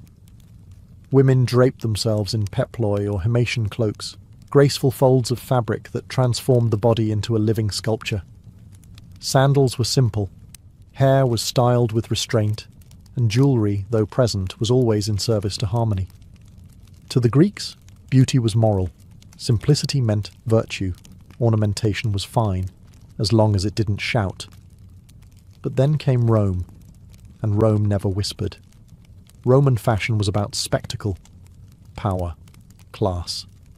Where the Greeks draped, the Romans layered and legislated. The toga, made from a single piece of wool up to 20 feet long, became the ultimate Roman status symbol. Not everyone could wear one, only male Roman citizens, and even then, there were rules. There was the toga virilis for adult men, the toga praetexta with a purple stripe for senators and magistrates, and the toga picta, embroidered with gold and reserved for emperors and victorious generals. Each type was a costume of authority. Beneath the togas, everyone wore tunics, the t-shirt of the ancient world. Simple, knee-length for men, ankle-length for women. But even tunics told stories. A wealthy Roman might wear a tunic woven from Egyptian linen or dyed with rare murex purple, a colour so expensive it was worth more than gold. Women's fashion in Rome was equally coded. The stola marked a married woman. The palla, a cloak-like shawl, offered modesty and movement. Hair was curled, braided, piled high and sometimes adorned with gold or ivory pins. Fashion wasn't just about beauty. It was a message of fertility, virtue, and social belonging. Even slaves had a fashion role, defined by what they couldn't wear. In both Greece and Rome, clothing didn't just protect the body. It displayed your rank, your role, your citizenship. Every fold, every fabric, every colour was a declaration. You didn't just wear a toga, you wore the state. While Rome wrapped itself in wool and Greece in linen, Asia was spinning something far more luxurious: silk. The Silk Road was more than a trade route. It was a fashion superhighway. Stretching from China to the Mediterranean, it carried not just goods, but ideas, fabrics and styles that would shape centuries of dress. At the heart of it all was China, where silk wasn't just an export. It was a symbol of imperial control. For centuries, the knowledge of silk production was guarded like a state secret.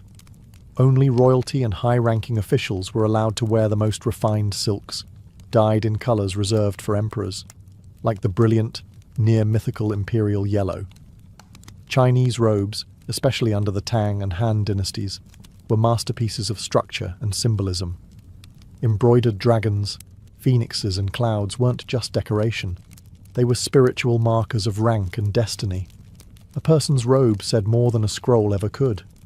Further west, in India, fashion took a different turn, bold, colourful and sensually draped. The sari, still worn today, dates back thousands of years. Woven from fine cotton and silk, dyed with indigo and turmeric, saris weren't just beautiful, they were regional fingerprints. A woman's fold, fabric and border could reveal where she was from, her caste, her status. Meanwhile, in Japan, elegance met armour. During the Heian period, nobles wore layered silk robes called junihito, their sleeves and collars revealing carefully coordinated colours, a kind of poetic fashion code. But as the samurai class rose, fashion turned toward function and symbolism. Enter the kimono. Worn by both warriors and commoners, the kimono became a garment of layered meaning, its fabric, weave, and design communicating season, occasion, and even political loyalty. The samurai's kimono was sometimes worn beneath armour, its crest boldly announcing clan allegiance. For geisha and courtiers, kimono sleeves became canvases for art. Asian fashion balanced tradition with refinement, restraint with richness. Every pleat, pattern and stitch was deliberate. And as fabrics flowed along the Silk Road, Asia quietly taught the world something vital. That clothing wasn't just about protection or pride, it was culture, sewn into skin. In medieval and Renaissance Europe, clothing was not just what you wore, it was who you were. From castle halls to candlelit courts, fashion became a chessboard, where every thread was a move, and every outfit a declaration of power, virtue, or rebellion. During the Middle Ages, clothing was rigidly tied to class. The poor wore coarse wool and undyed linen. The rich? They turned themselves into walking tapestries. Fur-lined cloaks, jewel-studded belts, and elaborate brocades signalled wealth and piety in equal measure. Dyes were everything. A deep blue meant wealth. A true scarlet, reserved for royalty and cardinals. And then came sumptuary laws, literal legal codes that dictated what you could or could not wear based on your social rank. If you dared to wear silk without noble blood, that wasn't a fashion crime. It was an actual crime. In Renaissance Italy, fashion became an art form. Florence and Venice led the way, creating garments so opulent they seemed to defy gravity. Men wore puffed sleeves and slashed doublets. Women donned velvet gowns with rigid bodices and embroidered sleeves that whispered stories of family lineage and political power. It was no coincidence that during this time of intellectual rebirth, fashion became intensely theatrical. The more fabric you wore, the less you were expected to work. It was a silent performance of status. Look how much I can afford to waste. Then came the corset. Originally worn for posture and modesty, it evolved into a tool of silhouette control, cinching waists, lifting busts, and eventually becoming a symbol of both feminine elegance and restraint. The ideal woman's body became an architectural achievement. And in the grand courts of France and England, fashion reached dizzying new heights, literally. With towering wigs, ruffled collars, and dresses that required scaffolding underneath, women moved like chandeliers. And men? Just as dramatic, with tights, jewels, codpieces, and shoes that curled like punctuation marks. Fashion was power. A courtier's gown could curry favour or ruin reputations. To be seen was everything. To be seen incorrectly, dangerous. In a world of crowns and conspiracies, clothing was armour, not just against the cold, but against irrelevance. By the 17th century, European fashion had become a spectacle of excess. At the French court of Louis XIV, fashion wasn't just a pastime, it was policy. Versailles was a stage, and everyone wore a costume. Men strutted in brocade coats with gold embroidery, lace cuffs, silk stockings, and red-heeled shoes, a signature of the king himself. Their hair? Powdered, perfumed, and piled into towering wigs, often adorned with curls, ribbons, and even miniature ships. Women's dresses were architectural wonders. Wide panniers stretched skirts out several feet on each side. Gowns were layered, ruffled, and embroidered within an inch of collapse. The skin was powdered white, cheeks painted red, and beauty spots placed like exclamation points. It was beautiful, ridiculous, and deeply political. In a world where wealth meant control, fashion became a language of elite detachment. To the nobility, clothing was a way to rise above the ordinary. To everyone else, it was a reminder of just how far they had fallen. And then came the French Revolution. In 1789, the people stormed Versailles, not just the palace, but everything it represented. Excess, inequality, silk and satin at the expense of bread. The guillotine didn't just fall on kings, it fell on wigs, heels, corsets. The fashion of the upper class became the uniform of the enemy. Suddenly, simplicity was power. The sans-culotte, or without breeches, proudly rejected aristocratic knee-length trousers. Instead, they wore plain trousers, the clothing of the working class. To wear extravagant clothes during this time wasn't just tone-deaf, it was dangerous. In the wake of revolution, fashion itself became democratic.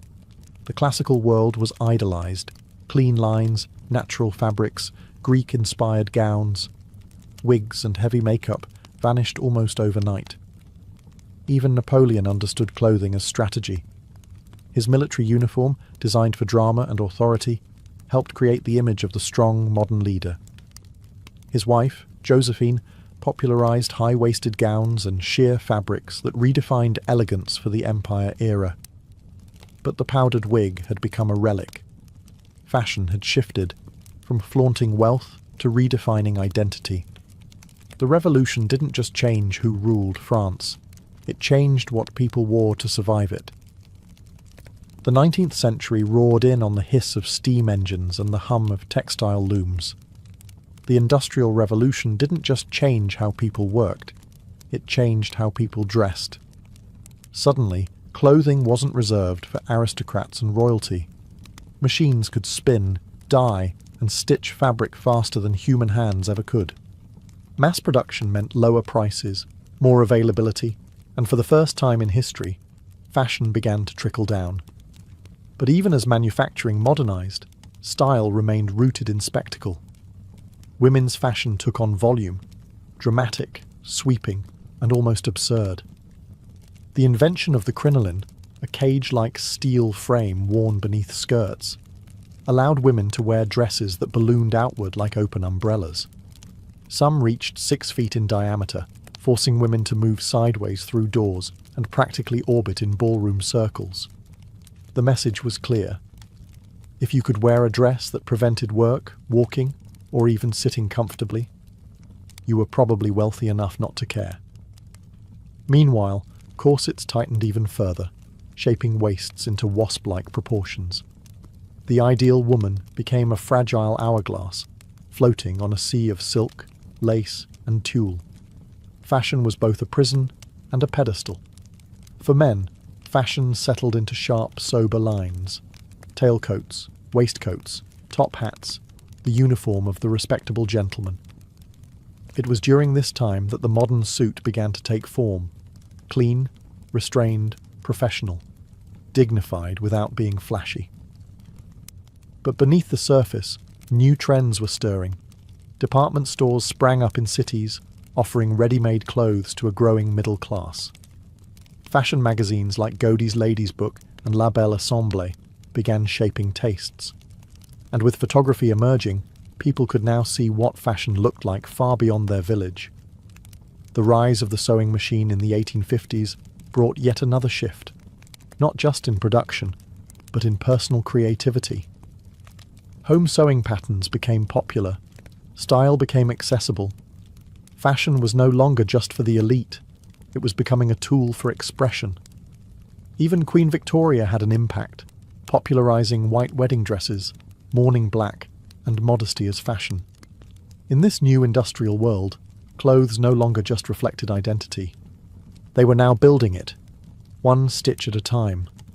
As the 20th century dawned, fashion stood at a crossroads, torn between the corseted elegance of the past and the liberation roaring in with the future. Then came World War I, and everything changed. With men off to battle, women stepped into factories, fields, and offices. The corset, once a daily ritual, became impractical, even dangerous.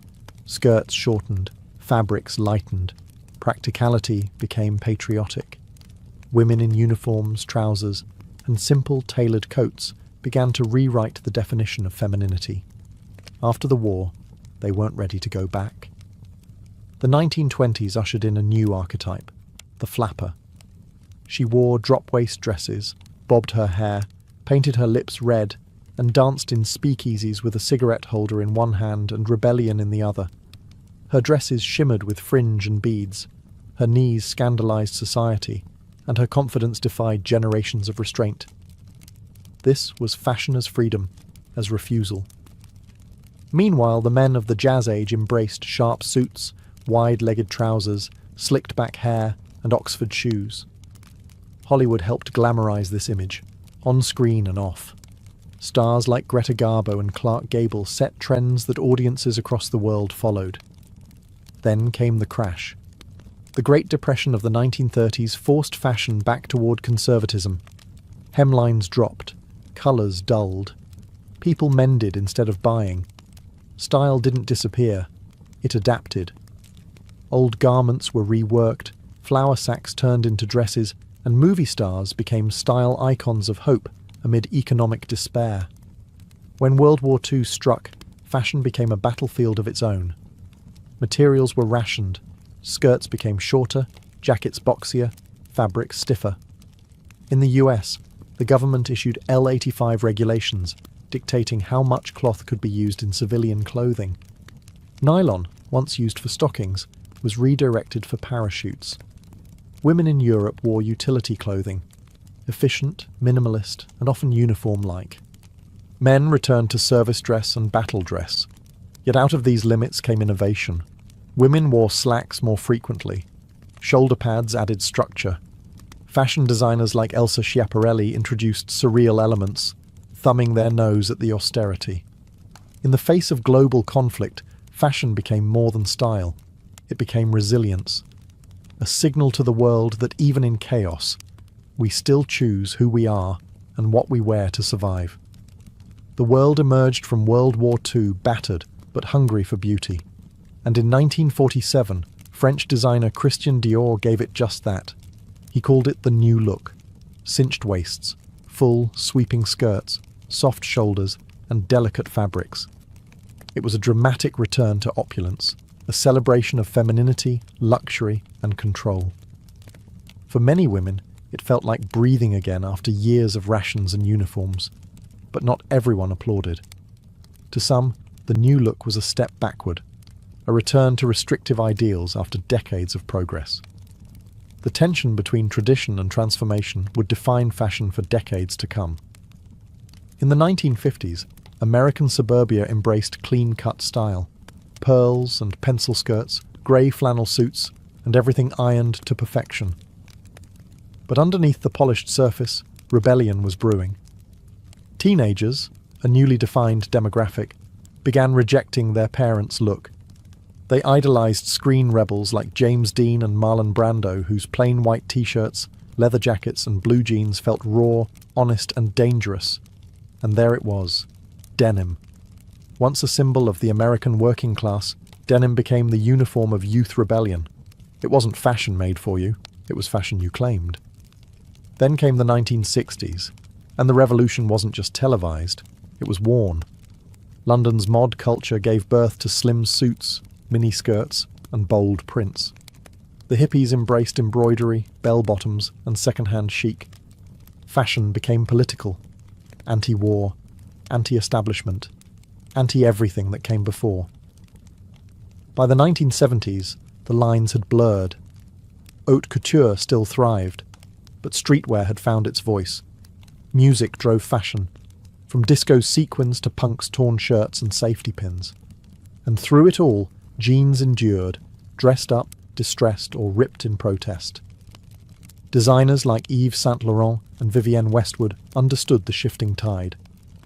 Fashion was no longer dictated from the top down. It was now a two-way mirror, reflecting and shaping the world all at once. Clothes were no longer just about class or gender. They were about attitude, identity, resistance.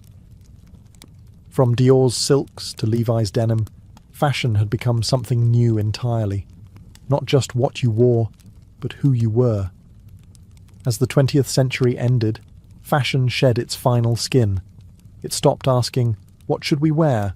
and started asking, "Who are we?"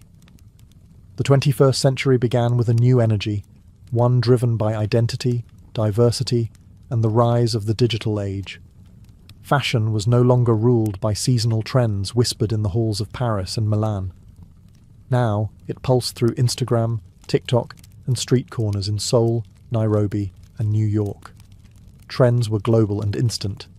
A teenager with a smartphone could spark a movement faster than a runway ever could. The rise of fast fashion made style more accessible than ever before. Brands like Zara, H&M, and Forever 21 churned out catwalk-inspired clothes at lightning speed. But it came with a cost. Environmental damage, exploitative labour, and a growing awareness of fashion's dark side. In response, sustainability became a new standard. Designers started rethinking materials, waste, and responsibility. Thrift stores surged. Upcycling became cool. Capsule wardrobes and buy less, choose well became mantras. But the real revolution? It was representation. For decades, fashion favoured one body type, one skin tone, one ideal. But now, the industry is changing. Designers are casting models of all races, sizes, genders, and abilities. Runways feature hijabs, wheelchairs, vitiligo, and drag. What once existed on the margins now walks center stage. Fashion became a battleground for cultural conversations. Think Black Lives Matter slogans on couture gowns, pride parades with high heels and glitter as protest armor. Indigenous designers reclaiming traditional patterns as a statement of survival. Gender, no longer a cage. From androgynous tailoring to skirts on the men's racks, the binary boundaries of fashion began to blur. Icons like Billy Porter, Harry Styles, and Zendaya wore clothes not as statements, but as freedom. And in the metaverse, avatars strut in outfits that can't even exist in real life. Digital fashion, no fabric, no waste, just pixels and imagination, is becoming its own frontier. Fashion now lives everywhere, and it belongs to everyone. What began as linen in ancient Egypt has become a global language, one that can whisper tradition, scream rebellion, or simply say, "This is me." Because in the end, fashion isn't just what we wear. It's how we show the world who we are.